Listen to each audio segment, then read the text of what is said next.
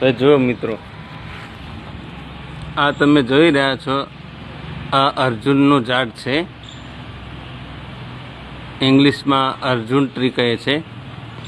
અને આનો જે છાલનો ભાગ હોય છે, આ આયુર્વેદિક દવા માટે બહુ મહત્ત્વપૂર્ણનો હોય છે. આમાં બાર્ક એટલે કે આમાં છાલનો વપરાશ થાય છે દવા માટે. ને આના છાલમાં અર્જુનોલિક એસિડ હોય છે, જે આપણે આયુર્વેદિક દવામાં કામ કરે છે. અને આનો ઉપયોગ મુખ્યત્વે હૃદય માટે ઉપયોગી હોય છે.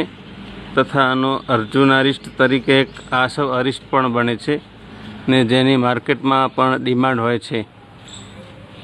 તમે જોઈ રહ્યા છો તેમાં તેનું એક ફ્રૂટ છે, જેમાં 5 ભાગ આવવા પડે છે. આ ફ્રૂટનો પણ ઉપયોગ થાય છે આયુર્વેદિક દવા માટે. તો મિત્રો, આનો તમે ઉપયોગ કરી શકો છો.